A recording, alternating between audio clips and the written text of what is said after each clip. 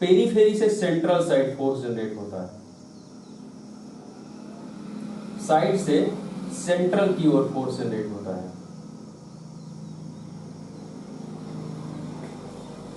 ये force generate होता है पेरीफेरी से सेंटर, और ये धीरे धीरे जो श्रिंक हो रहे हैं, ये धीरे धीरे कुछ ऐसे श्रिंक होते हैं। पहले ये वाली लाइन जाएगी, फिर ये वाली, फिर ये वाली, फिर ये वाली, फिर ये वाली, फिर ये वाली, फिर लास्ट में बीच वाली। तो ऐसे फोर्स से जो फोर्स जनरेट होता है वो फोर्स जनरेट होता है टेंटिंग फोर्स। और इसकी वजह से जो टेंटिंग फोर्स जनरेट हो रहा है, इसकी वजह से जो डायाफ्राम है ये टेंट शेप का ऊपर उठना शुरू हो जाता है, क्योंकि बीच वाला जो एल्वियोला है ये सेंट्रली ऊपर की तरफ उठता है, और ये जो फोर्स है वो टेंटिंग फोर्स जनरेट होता है। तो अगर कॉन्सेप्ट अभी भी क्लियर ना हो रहा हो तो बस इतना समझ लो कि जो बीच वाली एल्वियोलाइज हैं वो यहाँ और यहाँ से ज़्यादा श्रिंक हो जाती है, क्योंकि पूरा फोर्स बीच में पड़ जाता है। इधर का भी फोर्स इकट्ठा होता है, यहाँ इधर का फोर्स भी इकट्ठा हो जाता है, तो सम अप हो जाता है सारे फोर्स का जो टेंटिंग फोर्स जनरेट करते हैं, और बीच वाली एल्वियोलाई ज़्यादा प्रभावित हो जाती हैं, तो ये जल्दी श्रिंक हो जाती हैं और ये ऊपर की तरफ भागती हैं। अगर कोरिलेट करें दोनों साइड से तो बीच के जो एल्वियोलाई हैं ये ऊपर भागते हैं, और बीच का एल्वियोलाई जब ऊपर भागता है तो बीच वाला जहाँ से अटैचमेंट होता है उतना पार्ट ऊपर उठ जाता है, और साइड वाला उतना नहीं उठता है। तो एक पॉइंट ऊपर उठ जाता है, और इसको हम लोग टेंट स्ट्रक्चर कहते हैं, इसको हम लोग टेंटिंग ऑफ डायाफ्राम कहते हैं। इतने पर भी अगर समझ में ना आया हो कि एक बात क्या चल रही है, तो बस एक कॉन्सेप्ट दिमाग में रख लो कि एक कॉर्नर का फोर्स आ रहा है सेंटर, दूसरे कॉर्नर का फोर्स आ रहा है सेंटर में। दोनों फोर्स समअप कहाँ हो रहे हैं? सेंटर में, यहां। और दोनों के फोर्स समअप होने की वजह से सेंटर में जो सेंटर के एल्वियोलाई हैं ये ज़्यादा प्रभावित होते हैं, और ये ज़्यादा ऊपर उठने की कोशिश करते हैं, ऊपर एलिवेट जाने की कोशिश करते हैं। और इसकी वजह से जो बीच का एल्वियोला है ये जल्दी ऊपर जाना शुरू कर देता है, जल्दी ऊपर एलिवेशन शुरू हो जाता है, क्योंकि ऊपर वाले एल्वियोलाई श्रिंकिंग फॉर्म में है, ये अपने आप को श्रिंक कर रहे हैं, अपने आप को सिकोड़े जा रहे हैं डे बाय डे। और डे बाय डे जो ये जितना ये छोटे होते चले जाएंगे, यहाँ फोर्स जनरेट होता चला जाएगा, और सेंटर में ज़्यादा फोर्स आएगा, और सेंटर की एल्वियोलाई ज़्यादा ऊपर उठती चली जाएंगी। और जब सेंटर की एल्वियोलाई ज़्यादा उठती चली जाएंगी तो जो बीच जहाँ पर एल्वियोलाई उठ रही हैं, जहाँ पर एल्वियोलाई छोटी होती जा रही हैं, वहाँ जहाँ डायाफ्राम अटैच हो, डायाफ्राम थोड़ा ऊपर उठ जाएगा। और अगर यही एनाटॉमी यहाँ शुरू हो जाएगा तो यहाँ का डायाफ्राम ऊपर उठ जाएगा और यहाँ का नॉर्मल रहेगा। तो बात यह है कि जहाँ लोकल फोर्स ऊपर जाएगा, एलिवेशन होगा, वहीं का डायाफ्राम एलिवेट होगा।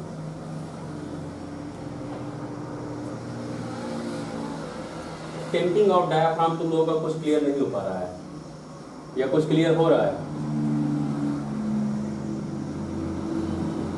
सबनों को बिल्कुल क्लियर नहीं हुआ है, मैं आवाज से समझ लेता हूँ। मैं टेस्ट में दूंगा, और सबनों के टेस्ट में यही कॉपी चेक करूंगा मैं, यही question.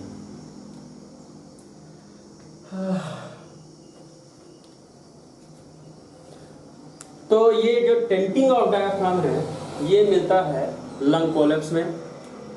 Tenting of diaphragm lung collapse में मिलता है, और खासकर अपर और मिडिल लंग कोलैप्स में। और ये कब होता है? जब लंग्स अपना वॉल्यूम कम कर दे, वॉल्यूम अगर कम कर दे, लंग्स एयर एंट्री कम हो जाए, कोलैप्स होता चला जाए, और ऊपर की तरफ लंग्स अगर भगे तो फोर्स मिडिल में आता है, या अगर फोर्स लेटरल में भी गया तो टेंट लेटरल में बनेगा। तो अगर कोई लोकल एलिवेशन मिल रहा है, इसका मतलब क्या है? अगर आप बस इतना याद रख लो, कुछ कॉन्सेप्ट ना दिमाग में रहे तो इतना याद रखो कि अगर डायाफ्राम का कहीं टेंटिंग है, टेंट शेप का दिख रहा है, तो लंग कोलैप्स है। इतना तो याद रहेगा ना।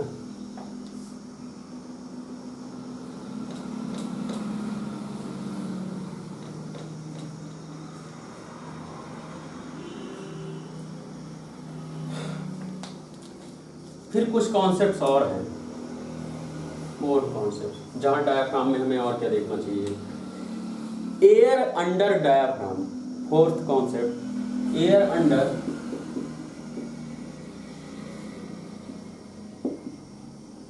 डायाफ्राम, जो हम लोगों का लेक्चर जहां से शुरू हुआ था, हम लोगों का लेक्चर शुरू हुआ था एयर कहाँ, पेरिटोनियम में क्या होता है। तो आप बहुत सारे बच्चों ने बोला था एयर होता है, बहुत सारे बच्चों ने बोला था कि फ्लूइड होता है, मैंने इसीलिए शुरू किया था एयर अंडर डायाफ्राम। अगर डायाफ्राम के नीचे, डायाफ्राम के अंडर मतलब डायाफ्राम के नीचे जहां पेरिटोनियम है, इसके नीचे एयर इकट्ठा होने लगे,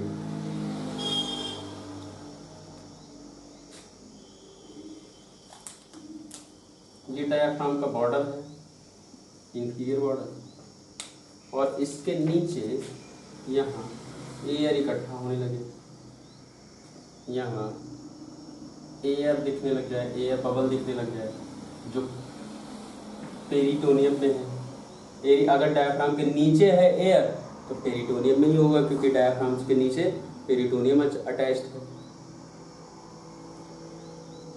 तो पेरिटोनियम के डायाफ्राम के नीचे एयर अंडर द डायाफ्राम, मतलब पेरिटोनियम में एयर इकट्ठी हो रही है, और ये एक्सरे पे दिख जाता है। कैसा दिखेगा, रेडियो ओपेक या रेडियो ल्यूसेंट।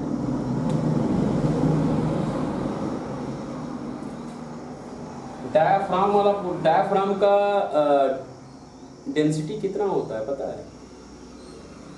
अगर नहीं पता है तो उलट के देखो जहां मैंने लिखवाया है, और फिर मुझे बताओ कि डायाफ्राम कैसा दिखना चाहिए, ओपेक या ल्यूसेंट। 1100। तो डायाफ्राम का कलर कैसा दिखना चाहिए लंग्स पे, ओपेक या ल्यूसेंट?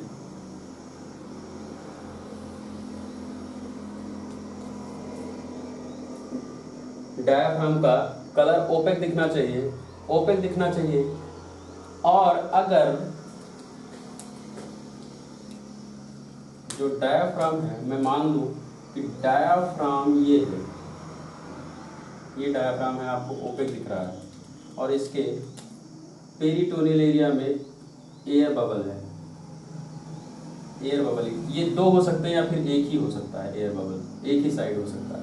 लेफ्ट हेमी डायाफ्राम पे एयर बबल है, तो ये कैसा आपको दिखेगा, दोनों वाइट दिखेंगे,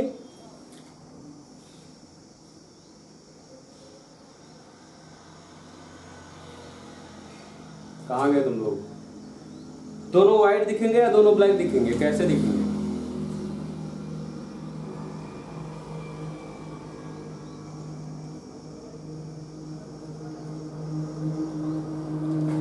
एयर का कलर कैसा दिखता है एक्सरे पे?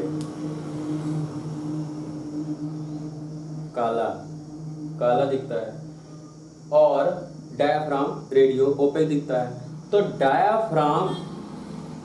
डायाफ्राम के नीचे ब्लैक की बबल दिखे, ब्लैक बबल दिखे, एक्सेप्ट हम लोग बात करेंगे अभी further gastric bubble, except gastric bubble.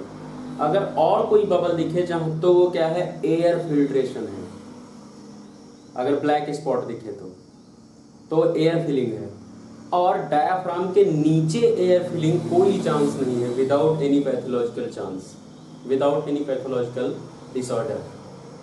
कौन कौन से डिसऑर्डर ऐसे हो सकते हैं जहां पर पेरिटोनियम में एयर इकट्ठी होनी शुरू हो जाए, या air under the diaphragm air इकट्ठी होनी शुरू हो जाए? ऐसे कौन से कॉज हैं? कोई दो कॉज बताओ जल्दी से।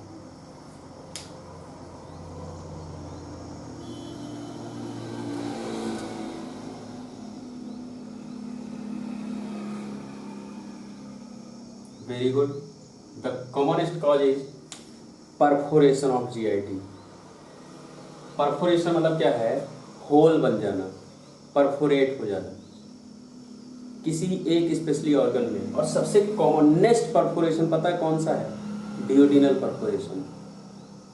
बहुत सारे परफोरेशन हैं, जैसे gastric perforation, peptic ulcer perforation, डियोडिनल perforation, bowel obstruction perforation, diverticulum, rupture, बहुत सारे परफोरेशन हैं, इवन अपेंडिक्स परफोरेशन।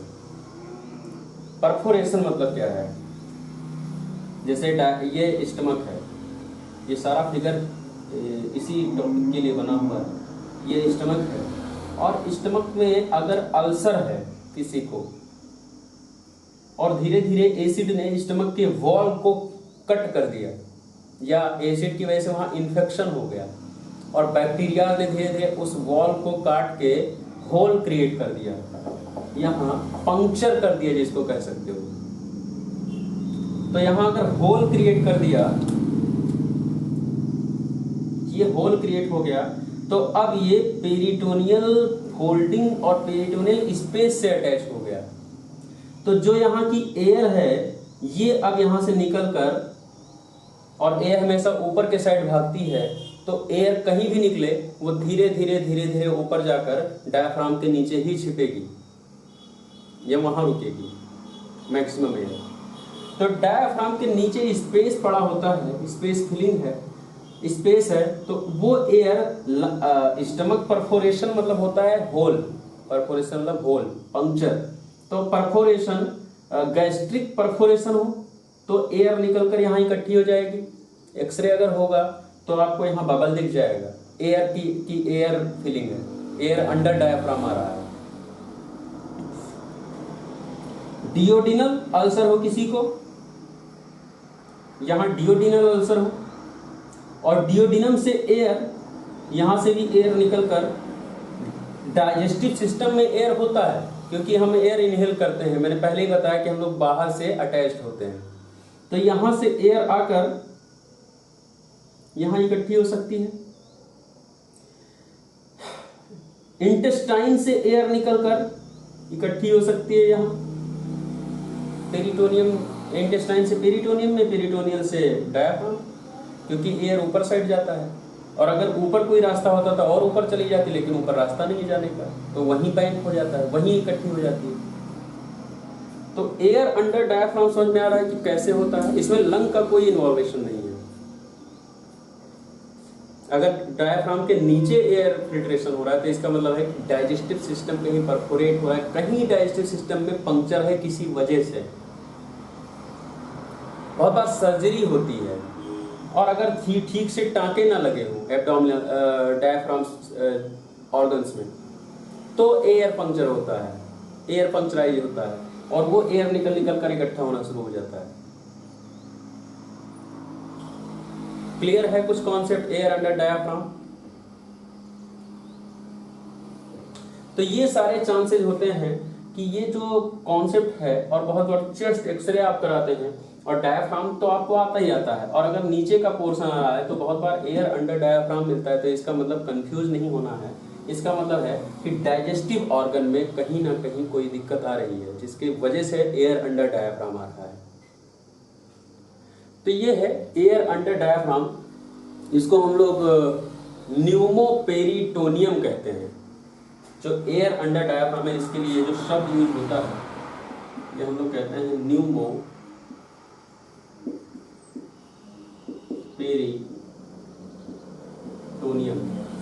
न्यूमो मतलब एयर से लिया गया है यहाँ पर, air.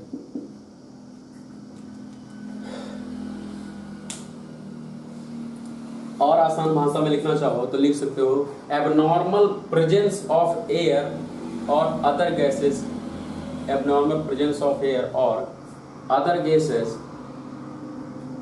In the peritoneal cavity, in the peritoneal, abnormal presence of air, abnormal presence of air और अदर गैसेस, हो सकता है एयर या कोई और अदर गैस हो सकती है pathological, in the peritoneal cavity. इसको हम लोग क्या कहते हैं, न्यूमोपेरिटोनियम। और इसी को जो हम लोग पढ़ रहे हैं एक्सरे पॉइंट ऑफ व्यू से, एयर अंडर द डायफ्राम। और ये मिलता कहाँ है, परफोरेटेड डियोडिनल अल्सर सबसे कॉमनेस्ट कॉज है। और परफोरेशन का मतलब लिख लेना, होल बन जाना, पंक्चर हो जाना, उसके मसल कट कर रास्ता बन जाना, तो उस रास्ते से एयर निकल जाएगा। Perforated duodenal ulcer, should I perforated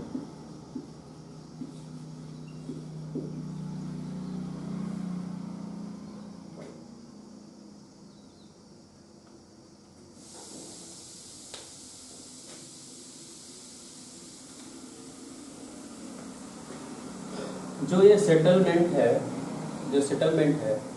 ये बीच बीच में मैंने सबसे पहले इसीलिए बेसिक क्लियर किया था कि ये जो फोल्डिंग्स हैं तो ऐसा नहीं होता है कि इनके बीच में कहीं स्पेस नहीं होता है। फोल्डिंग्स के बीच में बिल्कुल सेटल नहीं होते हैं, कहीं ना कहीं एयर के जाने भर का स्पेस छूटा होता है। और परफोरेशन कहीं भी हो, अगर डाइजेस्टिव सिस्टम में एयर लीक होती है तो कहीं ना कहीं से किसी ना किसी रास्ते से घूमते घूमते डायाफ्राम के नीचे ही आकर रुकती है, क्योंकि गैस क्या है वो हमेशा ऊपर साइड भागती है और हम लोग रूटीनली हमेशा ज़्यादातर खड़े होते हैं और जब आप एक्सरे कराते हैं तभी आप स्टैंडिंग पोजीशन में खड़े रहते हैं। तो होता क्या है कि जो गैस है वो परफोरेशन की वजह से बाहर निकलती है और पेरिटोनियम के फोल्डिंग्स में आती है, और फोल्डिंग में जो भी थोड़ा बहुत रास्ता कहीं से भी मिलता है वो धीरे धीरे डायाफ्राम के नीचे आकर रुकती है। और जब आप कॉमन एक्सरे कराते हैं तो आपको डायाफ्राम रेडियो ओपेसिटी के नीचे, जहाँ पर लीवर आ जाना चाहिए, वैसे तो उतना चेस्ट एक्सरे में आता नहीं है, लेकिन अगर लीवर भी आप एक्सरे करोगे तो लीवर का भी एक्सरे टेंसी आता है, क्योंकि लीवर अंदर से फिल्ट्रेट है।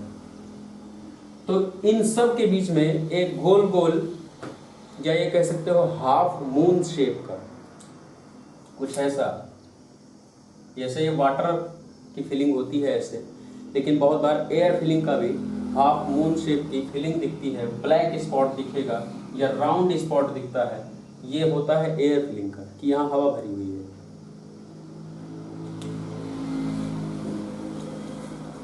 तो परफोरेटेड डिओडिनल अल्सर दूसरा। डायाफ्राम के अंदर तो नहीं है, और हो क्यों नहीं सकता है। अगर डायाफ्राम में इन्फेक्शन हो, डायाफ्राम में स्पेस हो जाए तो वहाँ एयर इकट्ठी हो जाएगी, तो डायाफ्राम के अंदर अब चली गई है, इन द डायाफ्राम हो जाएगा, फिर वो अंडर नहीं रहेगा। जैसे आप कहते हैं किसी के अंडर हम काम करते हैं, तो आप उसके अंदर घुस के काम नहीं करते हैं, आप उसके साथ रह के काम कर रहे होते हैं। अंडर मतलब कि उसके साथ, उसके आसपास, और इन मतलब उसके अंदर। Perforated duodenal ulcer, next perforated peptic ulcer. Causes में लिखा रहा हूं कहाँ हो सकता है परफोरेटेड। और एक और होता है बॉवेल ऑब्स्ट्रक्शन। अगर बॉवेल ऑब्स्ट्रक्शन हो, अगर बॉवेल ऑब्स्ट्रक्ट हो जाए, उसका मूवमेंट खत्म हो जाए, तो भी परफोरेशन होता है और धीरे धीरे वही कॉज होता है। तो बॉवेल ऑब्स्ट्रक्शन, या बहुत बार एक्सीडेंटल ट्रोमा हो, ये सब कुछ ना हो और किसी वजह से किसी ने मान लो एक चाकू मार दिया और इंटेस्टाइन रप्चर हो गई अंदर, तो अब इंटेस्टाइन रप्चर हुई तो ब्लीडिंग होगा, हो सकता है ब्लीडिंग हो, मटेरियल्स बाहर निकले, लेकिन एयर भी पंक्चर हो जाएगी और ये एयर निकलकर पेरिटोनियम में और पेरिटोनियम से सीधे डायफ्राम के अंदर। या हो सकता है यहाँ किसी ने मार दिया चाकू, यहाँ मार दिया, जहां भी मार दिया वहां से एयर पंक्चर होकर डायफ्राम के अंदर एयर। तो ये